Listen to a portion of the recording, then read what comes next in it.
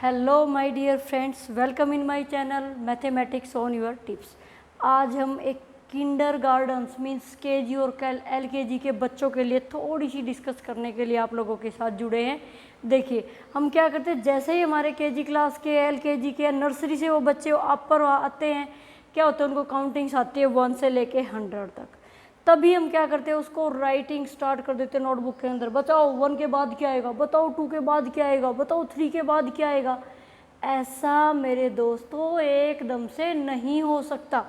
आपको सबसे पहले उसको बताना पड़ेगा कि बेटे व्हाट कम्स आफ्टर क्या होता है, व्हाट कम्स बिफोर क्या होता है और व्हाट कम्स बिटवीन क्या होता है। अब एक बात देखिए मेरे दोस्तों, आप क्या करते हैं, उनको 10 दिन 15 दिन करवाएंगे व्हाट कम्स आफ्टर, फिर बिफोर पे जाएंगे, फिर बिटवीन पे जाएंगे। यही हम सबसे बड़ी गलती कर देते। ये तीनों ही चीज़ें एक साथ लेके चलेंगे हम। चीज़ें 3 हैं, आफ्टर बिफोर बिटवीन, बट एक ही बार में सोल्व हो सकती है। वैसे भी आप इस पे 1.5 से 2 महीना लगाओगे, बच्चों को प्रेशर फील हो गया, कहीं ना कहीं बिटवीन में वो क्या ढूंढ देंगे, कहीं ना कहीं आफ्टर लगा देंगे बेचारे, क्योंकि वो पजल हो जाते हैं।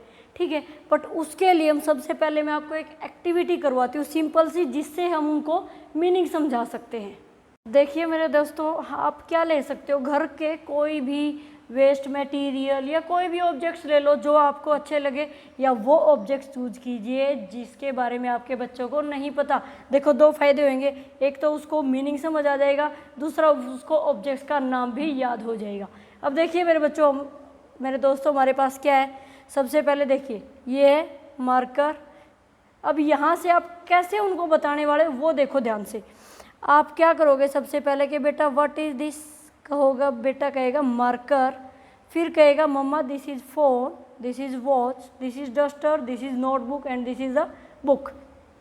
ये हो गया हमारे पास। अब आप कहोगे बेटा ये है मार्कर, मार्कर के बाद क्या रखा हुआ है मैंने, मोबाइल।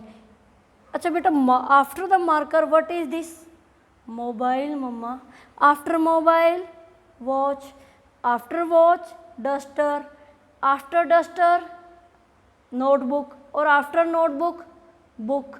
मीनिंग क्या हुआ, आप कहोगे बेटा यहाँ मैंने क्या पूछा आपसे कि मार्कर के बाद क्या रखा हुआ है, और फिर फ़ोन के बाद क्या रखा हुआ है, वॉच के बाद क्या रखा हुआ।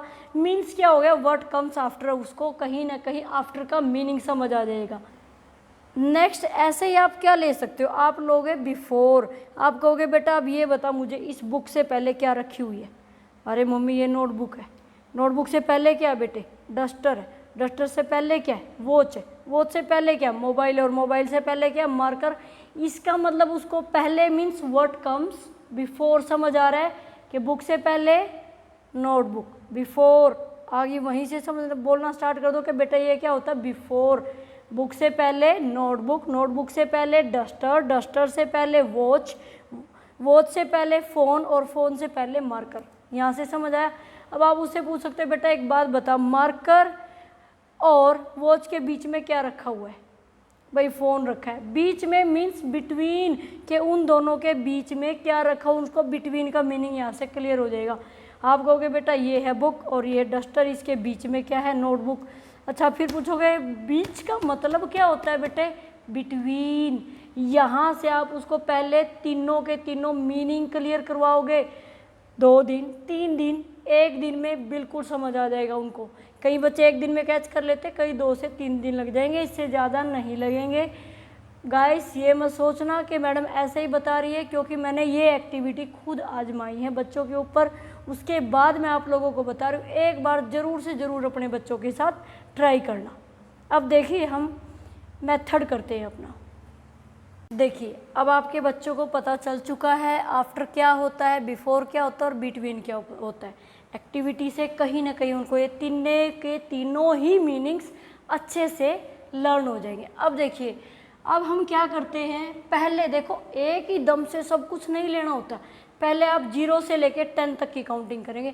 सबसे बड़ी गलती कुछ ना कुछ पेरेंट्स क्या कर देते हैं, वे 1 से लेके 10 तक की काउंटिंग से स्टार्ट करते। कभी मत करना 0 से स्टार्ट करो, क्योंकि 0 का कंसेप्ट अगर स्टार्टिंग से उनको क्लियर होता जाएगा बाद में प्रॉब्लम नहीं आती है। आप राइट करेंगे 0 1 2 3 4 5 6 7 8 9 एंड 10। पहले आपने काउंटिंग लिखनी है हमेशा ही। 5-6 डेज उनकी नोटबुक्स में ये लिखोगे आप और उसके बाद उनसे करवाओगे। देखिए अगर आपने 50 तक इस तरीके से करवाया है और बाद में अगर नहीं भी करवाया, मैं गारंटी देती हूँ अगर आपने 3 से 4 दिन इसको दिए, 2 से 3 दिन आपने 11 to 20 को दिए और फिर एक दिन आपने 0 से लेकर 20 तक दिया, तो डेफिनेटली उनको समझ आ जाएगा। ज़्यादा से ज़्यादा आपके 10 दिन लगेंगे और उसके बाद महीना भर अगर आप इनकी प्रैक्टिस करवाओगे, 1 महीने में ऐसे आपके बच्चे हो जाएंगे कि तीनों टॉपिक क्लियर उनको। देखिए केजी का सिलेबस ज़्यादा नहीं होता है, कुछ ही होता है, तो उसको थोड़ा सा धीरज रख के करवाए बच्चों को।